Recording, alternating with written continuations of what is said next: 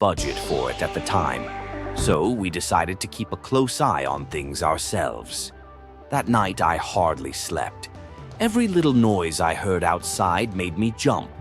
The creaking of the house settling, the occasional sound of the wind rustling the trees. It all felt amplified. I kept getting up to check the backyard from the window, but nothing seemed out of place. The next morning, the statues were back in their original positions, facing toward the house as if nothing had happened. It made no sense. I was starting to feel like I was losing my mind. My wife and I debated whether to move again, but the thought of packing up and leaving after all the time and money we had just spent moving in felt impossible. Over the next few weeks, the activity seemed to stop. The statues didn't move again, and things started to feel normal. But I couldn't shake the feeling that something was watching us, lurking in the shadows. We never did figure out what happened or who or what was behind it. Even now, years later, I can't look at garden statues without feeling a chill run down my spine. It's one of those experiences that sticks with you, no matter how much you try to rationalize it. If there's one thing I've learned from that time, it's this. Sometimes it's better not to question the strange things you encounter. Some mysteries are best left unsolved, needed to set some boundaries. After pacing back and forth in my kitchen, I finally decided to march over to her house and get some answers. When I arrived, I knocked on her door firmly, but this time I was ready for anything.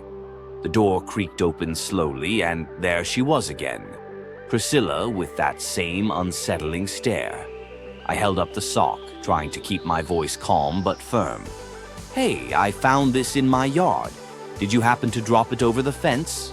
She didn't say anything at first, just stared at me like I was speaking a language she didn't understand. Then, finally, she muttered something under her breath. It was so quiet I could barely hear it. "What was that?" I asked, leaning in slightly. Her voice grew sharper, louder, and almost frantic. "He likes to play in your yard." I froze, confused and unsettled. "Who are you talking about?" She let out a low chuckle, one that made my skin crawl. "You'll see. He always comes back." Before I could say anything else, she slammed the door in my face. I stood there for a moment, my heart pounding. Who was she talking about?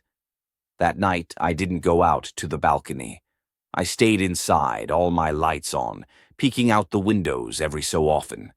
Around 2 a.m., I heard it, a faint tapping sound coming from the side of my house. I crept over to the window and looked outside. There was no one there. But when I looked down at the ground, my stomach dropped. In the dirt, I could see footprints, small, child-sized footprints, leading from my fence to the side of my house. I locked every door and window, grabbed my phone, and called the police. When they arrived, they searched the property but didn't find anyone. They assured me that the footprints could have been from a neighborhood kid, though I knew that didn't explain what Priscilla had said. The officers said they'd keep an eye on things, but they couldn't stay forever. That night, I barely slept.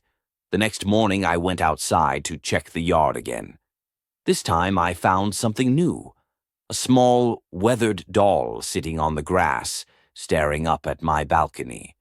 I knew then that this wasn't over. Thanks for pointing that out. Here's the corrected version of your text with the duplicate word removed. I couldn't ignore it either.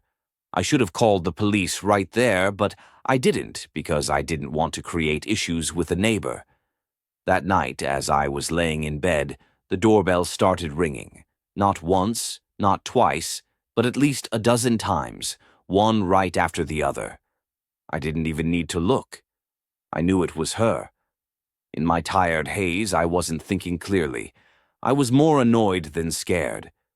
I got up, threw on a shirt, and went to the door, telling myself I'd just ask her to leave me alone. I told myself that I'd been putting this off for long enough and that it was about time I dealt with it. I have no idea why I wasn't scared in that moment. I still look back and cringe at how flippantly I handled the situation. I don't even want to say I was naive, but I can't think of a better word to describe my attitude to it all. The second I opened the door, she lunged at me. She ran full speed at me with a kitchen knife in her hand, her face twisted in rage. She started screaming, yelling something about how I had taken her son from her. I barely had time to process what was happening. I grabbed her arm, managing to wrestle the knife out of her grip, and pinned her down on the floor. She was easy to overpower, but that didn't make the situation any less terrible.